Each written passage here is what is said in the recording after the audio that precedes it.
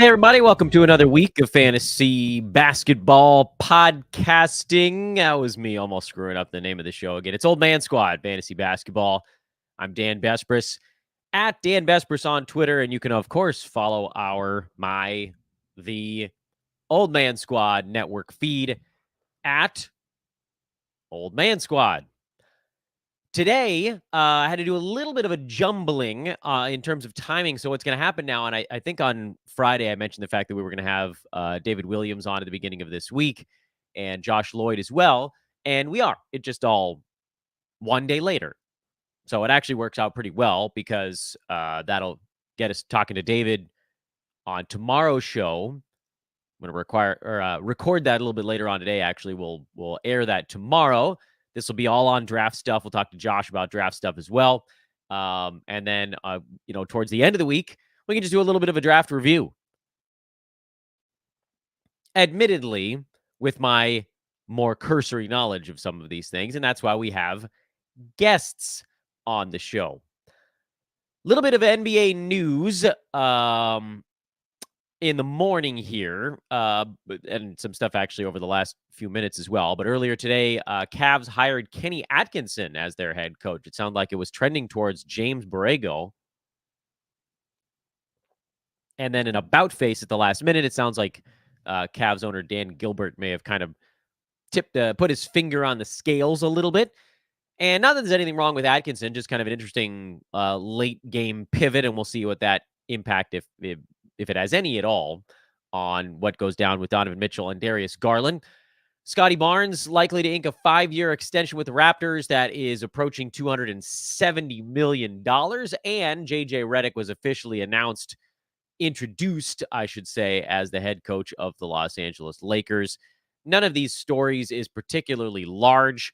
Reggie Jackson opted into a $5.25 million player option with the Denver Nuggets. Jackson last year, fantasy-wise, was basically a non-factor. He filled in for Jamal Murray from time to time, but even in those games where it seemed like he was having a better night, his numbers were still not very good. Scoring 17 points and getting 6 assists all sounds great until you realize that it happened on like 38% shooting with nothing else around it. Just empty points and sometimes assists. And Reggie's fine. There are probably points formats, like slightly deeper points formats where he creeps onto the board. But 12-team, 9-cat, 8-cat, whatever, that just it didn't go as well as I think folks thought it was, because you see those kind of initial stats and you're like, oh, wow, high teens in points and some assists. This must be great. And then, no, it isn't. It wasn't. It won't be. That's the news of the morning. Quick reminder to everybody that's tuning in. If you're watching the show, please take a moment to click that thumbs up button and subscribe. If you're listening, please, please, please drop that 5-star review, subscribe, and follow however you're taking in the podcast. And now we can commence on the actual plot line of today.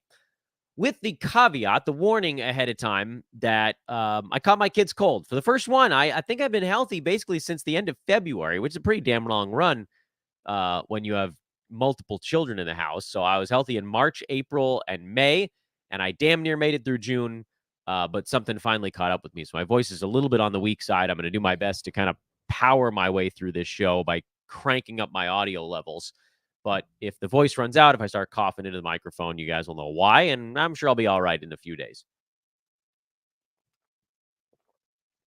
Let's talk a little bit about mock drafts.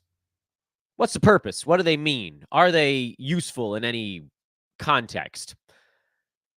The answer is a resounding yes, and every mock draft kind of has a time and a place. Those of you that have listened to my shows over the years, whatever feed you might have caught them on, you guys know that I don't like to overdo it in my own personal mock drafts, mostly on the idea of I don't really like to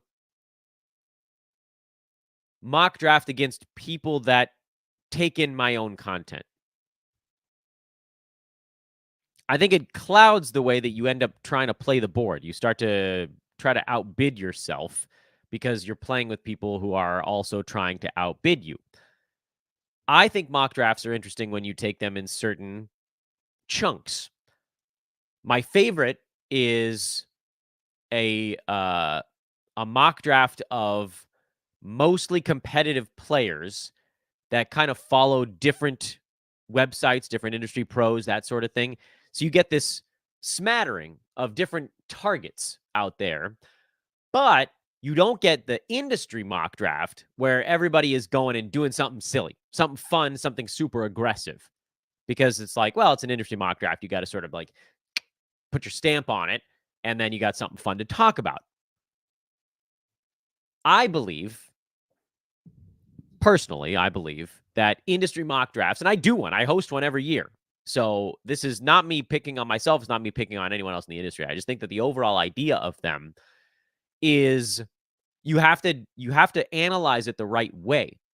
Meaning, if you just did an industry mock and you were like, here's the way it happened, but you don't get context for things, you can start to think that players are going way earlier or way later than they actually are. When in reality, a lot of times, an industry pro, whoever it might be involved in the mock, might just be taking a guy a little bit early so that they have something fun to talk or write about.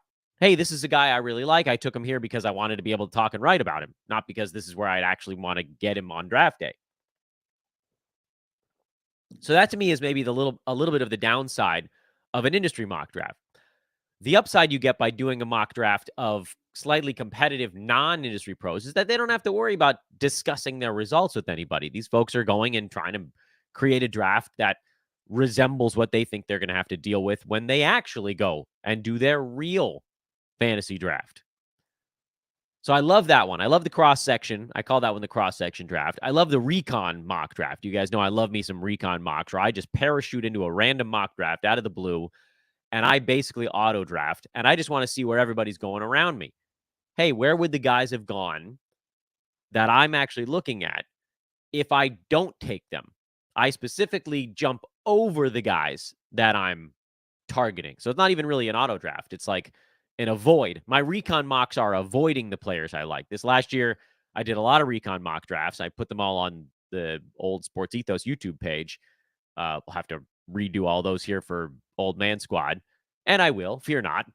But, for instance, like third round, I was basically eyeballing Kawhi Leonard. I didn't take him in any of my recon mocks because I wanted to see how far he fell. I think those can be extremely illuminating. With, again, every mock kind of has its caveat. The caveat on just parachuting in and doing a recon avoid your guys mock draft is that you're probably not going to have all 12 real people there. You're going to get somebody auto drafting, so that's going to muck up the board a little bit. Not a ton, but a little bit. And it's probably not going to be the most competitive group of people, although they're doing mocks, so they care a little bit. So you make those little tweaks. All of that to say that what we're about to do on today's show is interesting for a very specific set of reasons. First of all, shout out to all the guys that are in this for shooting me over the results and letting me use it on a podcast. Love you guys. Second of all, this mock was industry pros that you guys are about to hear, meaning there are probably some spots where guys took a swing because they thought it would be fun. So I don't want to analyze this mock for the, oh my God, this guy went at X spot kind of shock factor. I would prefer to analyze this mock more for a general idea of where we think certain guys might go if a draft happened now. And then we just keep this in the back of our minds. You file it in the Rolodex for the NBA draft, which is coming up in a couple of days, and then free agency, which is coming up basically like a week after that. Although, again, some players are re-signing right now, re-upping with their current teams. So some stuff is getting locked into stone. The Pascal Siakam stuff, the being sort of the big one so far. And then trades are happening, Caruso for Josh Giddey and that kind of stuff. So things are happening already. But all of a sudden now, we'll get past free agency. We can kind of look back at this. And my assumption is that these dudes will probably, I might be able to jump and get involved in it at that point because, it'll obviously depend on timing. If I'm not at Little League baseball tournaments every minute of every day, which is kind of the way life is these days. And by the way, it's fun as hell. But all that to say, there's probably going to be sort of like a rehashing of all of this. What if some of these guys moves? Who jumps up? Who goes down? And we can compare and contrast. And you can watch how the board morphs and shifts and flows as we move towards the actual opening of leagues and the actual opening of mock drafts for next season. Because this is, again, very early and pre-free agency. So let's just start moseying through it. We'll see how far we get. I got no real schedule on today's show. I think we'll try to do the usual kind of 30 to 40-minute range and see what we get in and see what we can learn from it. From the top, and I'm going to leave the names of everybody on the screen for those that are watching, but I'm not going to list by player. I'm mostly just going to list by number. And when I say player, I mean manager. I'm not going to list by like what analyst took who. This isn't about exposing somebody's picks. This is just about seeing what order guys went in. 1-1, first pick in this very early mock draft was Victor Wembanyama, which I don't think is a surprise to anyone. There is an assumption here that if he fixes his field goal percent, he'll be a runaway number one guy. And he's likely to be the number one player in fantasy basketball at some point in his career. And so everybody's just kind of trying to figure out how long until that happens. His 4 and some odd blocks over the last 2 months of the season was part of what catapulted him all the way to the top of the board. 32 and a half minutes over that stretch. But again, 46% from the field, 77 to the free throw line. Those things were kind of, if you want to call it, holding him back a little bit. And that's why over the last 25 games of the season, he was only number 2 in fantasy basketball.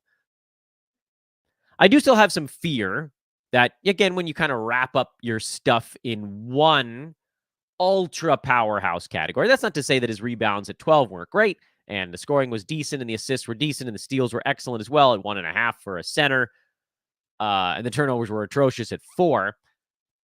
I just, for my dollar, I'm probably still going Jokic at 1. They got knocked out a little bit earlier this year, so he got a little more rest. I don't know. There's just a safety element. But by the way, Jokic went number 2. I don't think that either one of these options is right or wrong necessarily. But as we talked about with Matt Smith a few weeks ago, and I know that Wemby is not really in that category of like a Jaren Jackson, where if you don't get the blocks, then all hell breaks loose and his value falls apart. And also, I don't think that we expect that Wemby's blocks are going to take a nosedive. But without, even if it's like 3.5 instead of 4.5, he's just not.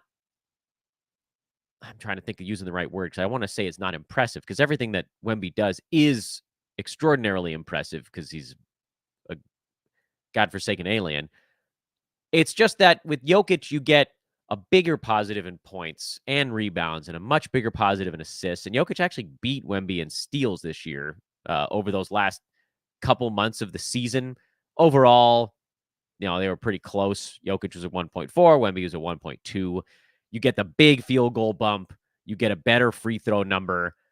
You guys know me. I love having that monster field goal percent starting point when building a fantasy team. And so, again, I think if it came down to me, I probably go Jokic before Wemby, but I don't really have a huge problem there. Luka Doncic went number 3, which is totally fine. He was number 5 in 9-cat this year. So if you're punting turnovers, you're playing 8-cat or whatever, then he moves even farther up the board. Luka solidified himself with just an outrageous season. I do have some slight fears coming off a finals loss. Guys tend to be a little bit tired. Luka's someone who we've seen move into and out of game shape. Quite literally, his shape does change from time to time, and he was playing through a bunch of nasty things during the playoffs, but, willing his way through. The 79% foul shooting and the 49% field goal, that was a big deal. That's why Luka was able to jump so high. The big scoring and the threes and the points and the assists, that stuff is all pretty repeatable for him. Although I do wonder if Dallas ever figures out a way to get a little more offensive help. Doesn't seem like that's the plan right now, but you'll keep an eye on it. Continuing our trek, because I don't think there's anything there. Shea goes at 4. That was the expectation. That's your top 4, and they'll be in some order. And then a question that we've been asking on podcasts recently is who goes next? Well, Halliburton went next in this particular draft. And I get it. I mean, he finished at number 10, but the first half of the year he was top 5, and then the hamstring stuff popped up and he never was really quite the same. I do think some of the Halliburton stuff you have to put on Pascal Siakam, who's back. He just took usage off the table that previously belonged to Halliburton. And I don't know that that's magically coming back. Now, Tyrese probably plays better next year at full strength with opportunities to heal. But there isn't anything I've seen that makes me think he's going to jump back into that top 5 category. And if he finished at 10 after the big first half and the slow second half, and maybe the reality is something right around where he finished anyway. So then it'll come down to health. And look, I don't know that there's a right answer here either, because you have a bunch of guys that all kind of have like one semi-obvious thing that's wrong with them. For Halliburton, it's, okay, what is he with Pascal Siakam? The guy who went 6th in this draft was Giannis Antetokounmpo, who everybody's going to be like, oh, yeah, Dan, whatever. You're going to clown on him because of the free throw stuff. Yeah, I am. But also, Giannis is going to get 10 games to basically chill. I think he would have had more games to chill this year if the Bucks were more secure in playoff seeding. Giannis had a monster season. Don't get me wrong. And if you're punting free throws, he does very, very clearly jump up near the top of the board. He was number 4 in a punt free throw build because he was far and away the largest negative impact foul shooter that you could come across. Just knocked something off the back of my desk in the middle of that sentence. So, I don't have a huge problem with it. Other than Giannis at 73 games, probably about as good as that number gets. And you also now box yourself into a punt, whether you want to do it or not. Jason Tatum went at 7. This is a 14-teamer, by the way. So folks that are watching, you're going to see me just keep scrolling across. I don't know. This is where I think I probably diverge a little bit more. And you guys know I'm probably not going Giannis because I don't like to punt in general. And I definitely don't like to punt free throw because I think it really boxes you in hard. With Tatum, who was number 15 this year, you're really banking on totals. And they just won the title, although I think this draft happened before they won the title. So that don't factor that into the results here. Looking at his numbers from this season, I don't know where they expect him to do more next year. If anything, I would think that the Celtics try to really coast during the regular season, see what wins they can pick up best they can, try to get some reserves a little bit more time. I'm kind of fading, at least at the moment, Jason Tatum for next year. Anthony Davis went at 8, which is about where I expected him to go. I think you could make an argument for him to go ahead of any of these guys, but again, you're now banking on him with continued health. He played 76 at 82 games this last year. The early discussions, and this, again, we're talking like within the last half an hour, is that the Lakers, it sounds like JJ Redick wants to use Anthony Davis in more passing situations, which is intriguing verbiage, intriguing dialogue. I don't know how much I believe that it's true. Although, AD was up at 3.5 assists this season, which was pretty good. I think he was at 2.5 the previous year. So trending in the right direction. Is that a number that could potentially go up further for Anthony Davis? 3.5 is like a pretty good number for him. He had 3.9 his final year in New Orleans. He was in the low 3s first few seasons with the Lakers. This was his second highest mark of his career. I don't think it's that insane to figure that AD could get up near 4 assists next year. So is that the way to kind of unlock the next level of Anthony Davis? Maybe, because the rest of this stuff was pretty damn repeatable. 17 shots a game, right around where he's been for about 5 years running, pretty much all of his time in Los Angeles. Not shooting much in the way of the 3 ball, which is good because he's bad from down there. Free throws around 80. He was at 82 this year, but, he bounces back and forth. Great rebounding numbers when he's healthy. That's what he does. And he's, when he's playing center instead of power forward, basically. Although I do think the Lakers should probably try to find someone that could spell him at the 5. And then over 1 steal and over 2 blocks. That's the Anthony Davis pathway to that top 5 value. So I got no problem with him in this range. The upside on the per game is obviously going to be tempered by the downside on health, and on we go. Anthony Edwards went at number 9. I can't say that I'm on board with this one. I know his health has been outstanding. He played 79 ball games this past season, but he was number 37 in 9-cat leagues, and you kind of have to be hunting turnovers and field goal percent to justify going this early, which to me, it's like, at that point, what are you doing? You can get somebody who's way better on a per game basis, and then you don't, again, box yourself in quite that same way. So this is just too early for me there. Donovan Mitchell went at number 10. That's totally fine. Again, the hope is that he stays healthy this coming year. Chet Holmgren went at 11. That's a saucy play. So much sauce on Chet. He was number 19, finished at 19 this past year on a per game basis. Yes, he was a first rounder by totals because he played in all 82 games. I don't know that we can assume that's happening again. And he's like a power boosted Jaren Jackson Jr. in that, he's got the better field goal percent, but the rest of the stuff was not, frankly, all that dissimilar. So Chet is a guy that, honestly, I'm actually a little bit worried he goes the other way. Like year 2, maybe he does finally suffer that first, even if it's a minor injury, not to play in 82 ball games. That's a pretty big undertaking. And I don't know that they're just going to start shoehorning him more offense, because offensively he was good this year, but he's not their best offensive player. So it's not like they just have to find more shots for Chet. So I'd be worried about going first round on him. Kyrie Irving went at 12. Yeah, you guys know I generally veer in the direction of Kyrie, particularly in the games cap side, but he's going to miss 15 or more games. He just will. So wherever you get Kyrie, expect a top 10 per game guy. And if he gets to, 65 games, he probably beats his ADP. And if he's under that, he doesn't, which is kind of what we got this year and kind of what we've had for like 8 years running on Kyrie. I'm rounding on the 8. I don't remember the exact number. Scotty Barnes went at 13. Everybody's very high on him. And obviously he made the big jump last year. Raptors are weaker into this coming season than they were last season, because, again, you had Siakam, you had OG Anunoby there, and they kind of flipped those guys for RJ Barrett and Emmanuel quickly. So presumably you kind of sent out more than you brought in. What I'm wondering is, does Scotty Barnes have another leap in him? Because he averaged 20 points, 8 boards, and 6 assists this season, and 2.8 defensive stats. I don't know that those can go a whole lot higher. I mean, maybe the scoring could.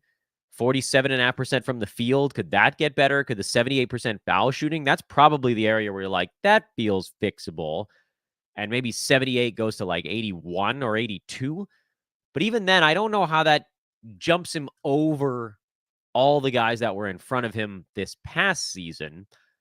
It's conceivable. But also, you could see Steph Curry jumping back in front of him. You could see Damian Lillard jumping back in front of him. You could see James Harden, Jimmy Butler. These are all guys that could bounce back in front of Scotty Barnes. So he legitimately needs to get a decent amount better fantasy-wise. To justify going this early. But I see no reason why he can't repeat. So decent floor, maybe not a ton more ceiling. And then finally, Kevin Durant, final pick in the 14-team first round. If I can get KD at 14, I'm getting KD at 14. He was great this year. Number 11 per game, played in 75 out of 82 ball games. This is a guy, again, where he was like, look, if somebody stops falling into my knee, I'm going to play most games. And he did. Number 8 by totals. If you get him at 14, that's a big win. Let's keep going. Pick 15. Second round, pick 1 here in this draft. Domantas Sabonis went at 15.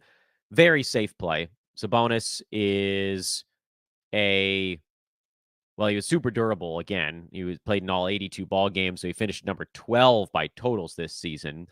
Per game, he's probably not going to get anywhere near this point. He was number 29 last year because the free throw percent was quite bad, but he's a pretty safe play, I guess. I don't see the big reason to take him over Devin Booker, who went right behind him, because Book beat Sabonis by about a round in per game appeal. And I don't think there's any way to say that one of those guys is definitely going to play more games than the other. But I understand the Sabonis appeal. He's just been sort of like quietly bumping along with that second round of like range for a few seasons now. So fine. Booker did go right after him. Kawhi Leonard went after that at pick 17. And I don't think he goes this early when you get into regular draft mode. I know Kawhi was great. I know he played in 68 out of 82 ball games, obliterated his ADP in basically every form. Number 7 per game, 6, I think, by totals this season. But nobody's ever going to believe that he's doing it again. And so you're going to get into fantasy draft season, and you're going to see him drop, because that's just the pathway of Kawhi Leonard and players like that, where no one trusts their health. So while I don't mind taking him at 17, I don't think you're going to have to. De'Aaron Fox went at 18. A little bit too early for my taste, but he was at 24 per game this year. I think the free throws are what they are. The 2 steals per game was a big reason why he ended up as high as he did this past season. And I don't know if that's going to be a repeatable number. We shall see. Kings are, at least right now, kind of mostly intact. And we'll see, by the way, also if they swing a deal to bring in another big name player. And then you won't see him, I don't think, go this high. But right now, I kind of get it. Other than the fact that Joel Embiid was still on the board here. Going at 15, 16, 17, 18, we're 19 now. There's no chance he falls to 19 in a real draft. If he does, it's the worst draft on planet Earth. I don't care that he's beyond banged up. You get a guy who goes number 1 per game in the deep second round, and again, he could play 40 ball games and he'd still help your team a ton at that point. LeBron went at pick 20. Is there erosion finally for this cyborg of a man? I thought there'd be this last year, but he made up for the slight dip in usage in a massive jump in efficiency. And, he played in 71, 82 games, which is pretty good for Bron. I think that's a number you should hope he gets to again, but I don't know that he will. Can he shoot 54% from the field? Can he break 40% from downtown again? These are things that are a little bit up in the air. I don't think there's a huge risk in going LeBron at 20, but I also don't know that he's a guy that I would target there. Tyrese Maxey at 21, that's totally fair unless the Sixers bring in somebody else. DeJounte Murray at 22, that's too early in my eyes unless the Hawks blow things up. DeJounte was number 39 per game this last year, and his numbers ain't changing all that much while he's playing alongside Trae Young. Steph Curry, that's late, real late for Steph. This is pick 23, I said now? I know that's where he basically finished this last year, 22. That's shooting 45% from the field. If that goes even back up to 47, then he jumps 4 or 5 slots because the points go up. The field goal percent becomes more neutral than a negative. The 3-pointers go up. A lot of stuff trends in the right direction. His steals were weirdly low. So I think we might be beyond the days of Steph as a top 5 guy. But Steph as a top 12 guy is still very much within reach. Paul George at 24, that's fine. Although, again, we'll see where he ends up at the end of all of this. Alperen Şengün went at 25. He was 61 this past year. Punting free throws would be a nice bump in the right direction for him, and he had a lot of counting stats to sit on, but yeesh. Goodness, that's way early. All right, that's a ballsy play. See, that feels like one of those ones where there's an explanation about it. Trae Young going at 26. Yeah, I mean, that's fine. He's a guy that makes more sense in head-to-head than Roto because of the sort of big positives and big negatives. He was technically 35th in 9-cat, but a lot of that was big-time negatives in turnovers. If you're punting that, he jumps up. If you're punting field goal percent, he jumps up. If you're punting both, he leaps almost all the way to the first round. So there's a lot of sort of extra stuff to discuss on the Trae Young front. Damian Lillard at pick 27, which is a steal on Dame. He shot an awful percentage this year, 42.5. repeating what he did this past year should be one of the easiest things on earth for Dame. And in my eyes, like it's only that or better. And then Jalen Brunson at pick 28. That's fine. Finished at 30 this past year. He was better than that down the stretch as he sort of took over the team. If the Knicks get healthy, Brunson probably does a tiny bit less. I mean, the dude ended up taking 21 and a half shots per game this year. But, something between 25 and 40 feels pretty reasonable for him, and I don't see any reason to knock it. JJJ at 29, I think he goes deeper than this when you get into the real mock drafts. He finished at 53 this past year. The field goal percent fell off a cliff and his blocks dropped under 2. I think you'll be able to get him at a pretty good value. And to me, the value isn't quite there yet at pick 29. Not that I don't dislike it all that much. I just think that when we get into draft season, you can probably get him 10, 12 slots later than that. James Harden at 30, that's fine. Adebayo at 31.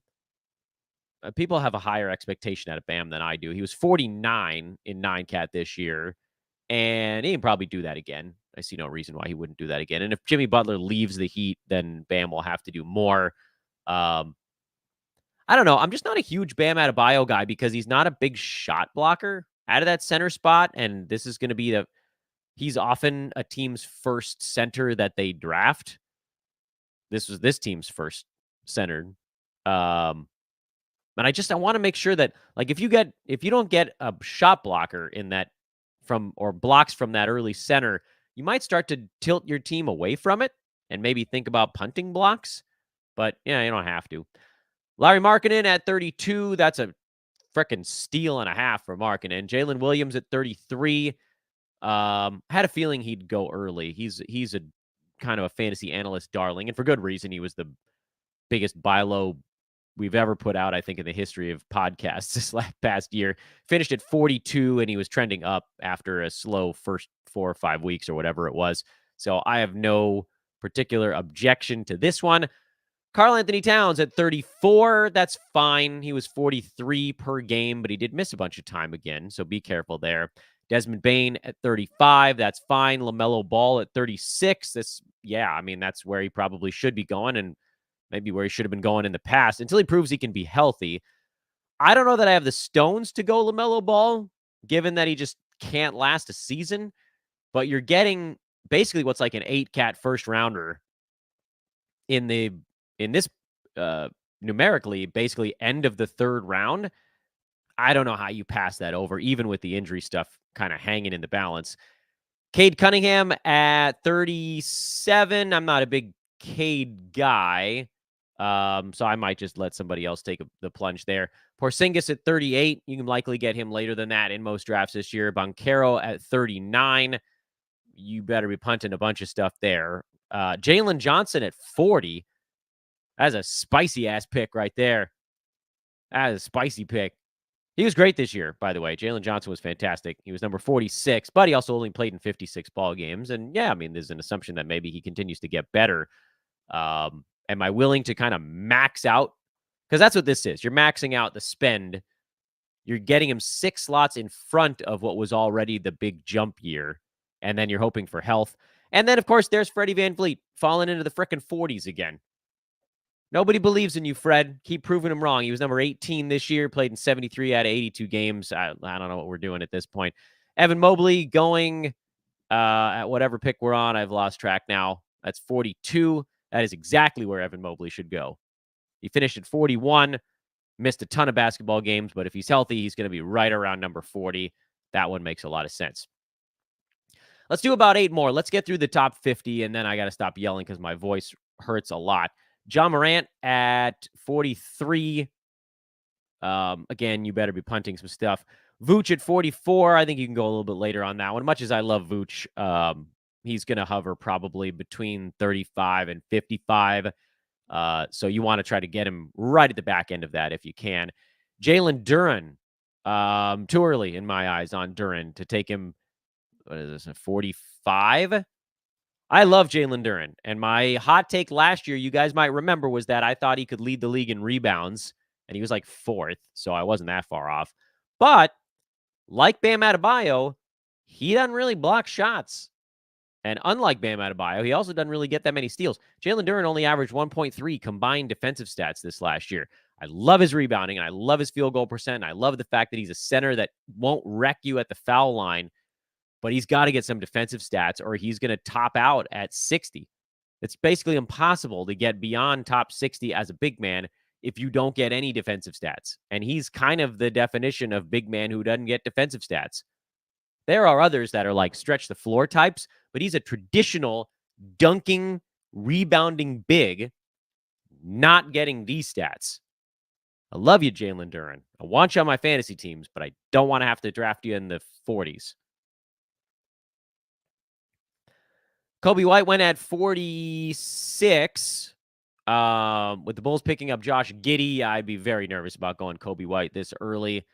I know he had a stretch where he was a second, third rounder, but he also had a lot of stretches last year where the field goal percent tipped and he fell outside the top 100. Mikal Bridges at 47. This is more, well, I don't know. I mean, Brooklyn's got to fix their vibes, man. I got angry at Mikal Bridges. I don't think I'm taking him. I don't think I'm drafting Bridges this year unless he falls into like the 60s. Jimmy Butler at 48. Oops, somebody forgot Jimmy Butler was out there. He can miss a lot of ball games and be a really good pick at 48. That one's a winner. Zion at 49. No thanks. You know me. I'm not punting stuff, so I take the chance on Zion. And then Darius Garland at 50, which is much closer to where he should have been going last year anyway. And frankly, in my eyes, still not low enough. Garland, but you're taking a shot, I guess, on maybe Donovan Mitchell not being there anymore. But, I mean, where the hell did Garland finish this year? 110. Yikes. Outside the top 100. I am not spending on Darius Garland. I will happily go get my guard stuff someplace else. I guess we can look quickly at the rest of this deep fourth round. Jamal Murray went at 51. I'm fine with that. Jared Allen at 52. That's pretty steal. That's a nice steal. Siakam at 53. He's a little more points leaguey than he is the other stuff. Franz Wagner at 54. Little bit early on Franz when you've got some guys behind him that are probably going to beat him on a per game basis. DeMar DeRozan at 55. Always a safe play there. I got no problem with it. This team went old man style. Was that NBA Fantasy Bible? Is that who took this team? Yeah. Close to my heart. That team went Jokic, Dame, Harden, and DeRozan. Old ass team, but I like it. And then Derek White finished off this 14-team fourth round. That's pick 56. And that's kind of where I expect Derek White to go. I don't think people expect him to be able to replicate that top 30 performance again. So if you can get him, I would think 60s, if you can get him that deep this year, that'd be a really nice spot. But if you got to pay up and go mid 50s, that's probably not all that crazy either. All right, that's where we'll put a pin in it. Hey, this was fun. Gets to talk about some names, zipping through a mock draft. Shout out again to all those amazing industry dudes for putting that together and letting me use it to chew up a podcast. Again, we'll talk to David Williams for tomorrow's show, get you some more names to pay attention to in the upcoming NBA draft that starts Wednesday and finishes Thursday. And we'll talk to the great Josh Lloyd on that'll be Wednesday's show. It'll air Wednesday morning here, sort of a last show before the draft. After the draft, again, it's 2 days. We'll get into some of the results of that. We'll break down some news as it comes. We'll have a few shows in between draft and free agency. And then one of the most fun times, we'll have those free agency shows where we just go through everything that happened and what it means. After that, we can start talking about the individual teams. We'll do our team breakdowns. That'll be through the middle of July. So that's what's coming up here on Old Man Squad Fantasy Basketball over the next couple of weeks. That's about the vocal strength I have today, fighting my way through whatever this upper respiratory thing is. Please, again, folks, I'm seeing more of you actually now watching than usual, which is very cool considering it's June the 24th. Please take a moment, if you're watching live or after the fact on the YouTubes, to click that thumbs up button. It's right there on your screen. Shouldn't take you more than a quarter of a second to do it. Subscribing should only take you about a second longer as well. Those make a really big difference in how our numbers do and how we hit various algorithms. And if you're listening, those advertisements you hear, that's what's allowing me to do all this. That's what's allowing me to build Old Man Squad Fantasy Basketball on the Old Man Squad Network. Please listen to them. Please subscribe. Please drop a 5-star review if you could. I'm Dan Vespers for @OldManSquad on the Twitters. Have a wonderful Monday, everybody. And again, we'll talk to my good friend, the former host of the Ethos Memphis Grizzlies podcast and the current host of the Quadruple Double. Tell you a little bit more about that on tomorrow's show as well. That's David coming up. I'm Dan Vespers. That's what I am. That's who I am. That's where I am. Where I am is in front of a draft board from 2020, and I'm never changing it. Not ever. Not no way. Not no how. See you tomorrow.